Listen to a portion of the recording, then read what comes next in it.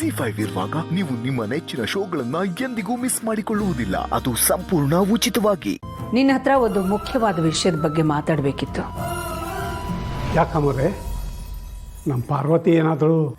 ಹೌದು ಹನುಮಂತು, ಪಾರ್ವತಿ ಬಗ್ಗೆನೇ ಮಾತಾಡಬೇಕಾಗಿತ್ತು. ಅಯ್ಯೋ, ಪಾರ್ವತಿಯಿಂದ ಏನಾದರೂ ತಪ್ಪಾಯ್ತಾ ಅಮ್ಮರೆ? ತಪ್ಪು ನಡಿಬಾರ್ದು ಅನ್ನೋ ಕಾರಣಕ್ಕೆ ಪಾರ್ವತಿನ ನಾನು ಆಫೀಸಿಗೆ ಕಳಿಸ್ತಿದ್ದೀನಿ. ನಿನ್ನ ಮಟ್ಟಿಗೆ ನನ್ನ ನಿರ್ಧಾರ ಸರಿ ಅನ್ಸುತ್ತೋ ತಪ್ಪು ಅನ್ಸುತ್ತೋ? ನಿಮ್ಮ ನಿರ್ಧಾರನ ಆರ್ಸನ್ ಕೋಟೆಯಲ್ಲಿ ತಪ್ಪು ಅಂತ ಯಾರೂ ಹೇಳೋಕ್ಕಾಗಲ್ಲ ಅಮ್ಮರೆ. ಆದರೆ ನಿಮ್ಮ ನಿರ್ಧಾರ ಸರಿ ಅಂತ ನಮ್ಮ ಪಾರು ಸಾಬೀತು ಮಾಡ್ತಾಳ ಅಂತಲೇ ಅನುಮಾನ. ನಮ್ಮ ಸೆಕ್ಯೂರಿಟಿ ರಮೇಶನ್ ಜೊತೆ ನೀನು ಪಾರ್ವತಿ ಆಫೀಸಲ್ಲಿ ಸರಿಯಾಗಿ ಕೆಲಸ ಮಾಡ್ತಾಳಾ ಇಲ್ವಾ ಅನ್ನೋದ್ರ ಬಗ್ಗೆ ಆತಂಕದಿಂದ ಮಾತಾಡ್ತಾ ಇದ್ದೆ ಅನ್ನೋದು ನನ್ನ ಗಮನಕ್ಕೆ ಬಂತು. ನೋಡು ಹನುಮಂತು, ನಾನು ಆಫೀಸಿಗೆ ಕಳಿಸ್ತಾ ಇರೋದು ನಿನ್ನ ಮಗಳು ಪಾರ್ವತಿನಲ್ಲ, ನನ್ನ ಸೊಸೆ ಪಾರ್ವತಿನ. ಅರಸನ ಕೋಟೆಯಲ್ಲಿ ನನ್ನ ನಂತರ ಪೂರ್ತಿ ಅಧಿಕಾರನ ವಹಿಸ್ಕೋಬೇಕಾಗಿರೋಳು ಅವಳು. ಪಾರ್ವತಿ ಬರೀ ಮನೆ ಕೆಲಸದ ಬಗ್ಗೆ ಮಾತ್ರ ತಿಳ್ಕೊಂಡಿದ್ರೆ ಸಾಲದು, 4 ಕಂಪನಿಯ ವ್ಯವಹಾರನ ತೂಗಿಸ್ಕೊಂಡು ಹೋಗುವಷ್ಟು ಜ್ಞಾನ ಕೂಡ ಅವಳಿಗೆ ಬರಬೇಕು, ಅವಳಲ್ಲಿ ಇರಬೇಕು. ಮಾತ್ರ ಅಲ್ಲ, ಮನೆ ಕೆಲಸದಿಂದ ಅವಳಿಗೂ ಸ್ವಲ್ಪ ಬಿಡುವು ಸಿಕ್ಕಾಗುತ್ತೆ.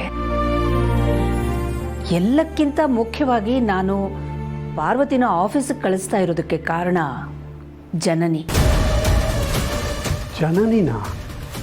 ಹೌದು ಹನುಮಂತು, ಪಾರ್ವತಿ ಮನೇಲೇ ಇದ್ದು ಮನೆ ಕೆಲಸಗಳನ್ನೆಲ್ಲ ನೋಡ್ಕೋತಾ ಇದ್ಲಲ್ಲ, ಅದ್ರ ಬಗ್ಗೆ ಬಹಳ ಕೇವಲವಾಗಿ ಹಗುರವಾಗಿ ಮಾತಾಡಿದಾಳೆ.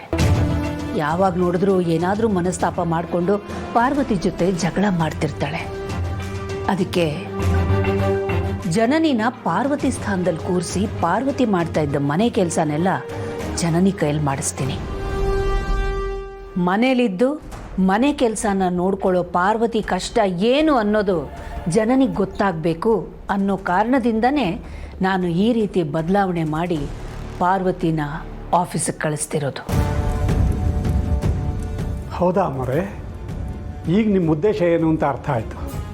ಇದನ್ನು ಪಾರ್ವತಿಗೆ ಹೇಳ್ತೀನಿ, ಅವಳು ಖುಷಿ ಆಗ್ತಾಳೆ, ಸದ್ಯ ನೆಮ್ಮದಿಯಿಂದ ಕೆಲಸಕ್ಕೆ ಹೋಗ್ತಾಳೆ. ಹನುಮಂತು, ಬೇಡ ಹನುಮಂತು, ಯಾವ ಕಾರಣಕ್ಕೂ ನಾನು ನಿನ್ನ ಹತ್ರ ಹೇಳಿದ ವಿಷಯನ ಯಾರಿಗೂ ಹೇಳೋದು ಬೇಡ. ನಾನು ಬೇಕಂತಾನೆ ಪಾರ್ವತಿ ಜೊತೆ ಸ್ವಲ್ಪ ಕಠಿಣವಾಗಿ ನಡ್ಕೋತಾ ಇದ್ದೀನಿ. ನಾನು ಹೀಗೆ ನಡ್ಕೊಂಡಾಗ ಮಾತ್ರ ಪಾರ್ವತಿ ಅವಳಿಗಿಷ್ಟ ಇಲ್ಲದೆ ಇರೋ ಕೆಲಸನ ನಾನು ಅವಳಿಗೆ ಕೊಟ್ಟಾಗಲೂ ಅಚ್ಚುಕಟ್ಟಾಗಿ ನಿಭಾಯಿಸ್ಕೊಂಡು ಹೋಗ್ತಾಳೆ. ಈ ಉದ್ದೇಶ ಅವಳಿಗೇನಾದರೂ ಗೊತ್ತಾಗ್ಬಿಟ್ರೆ ಅವಳು ನನ್ನ ಮನಸ್ಸನ್ನು ಬದಲಾಯಿಸೋ ಸಾಧ್ಯತೆ ಇದೆ. ಸರಿ ಅಮ್ಮರೆ, ಈ ವಿಷಯದಲ್ಲಿ ನಮಗೂ ಗೊಂದಲ ಇತ್ತು. ನೀವು ಹೇಳಿದ ಮೇಲೆ ಎಲ್ಲ ಬಗೆಹರಿತು, ನನ್ನ ಮನಸ್ಸಿಗೂ ಸಮಾಧಾನ ಆಯಿತು. ZEE5 ಆಪ್ ಡೌನ್ಲೋಡ್ ಮಾಡಿ ಎಲ್ಲಾ ಸಂಚಿಕೆಗಳನ್ನು ಸಂಪೂರ್ಣ ಉಚಿತವಾಗಿ ನೋಡಿ.